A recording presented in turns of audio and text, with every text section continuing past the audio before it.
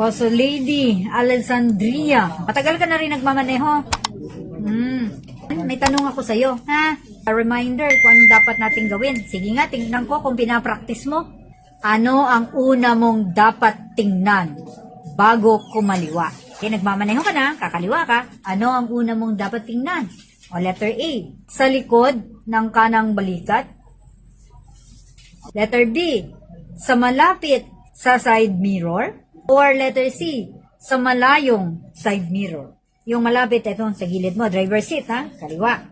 Okay? Yung malayo, yung kanan.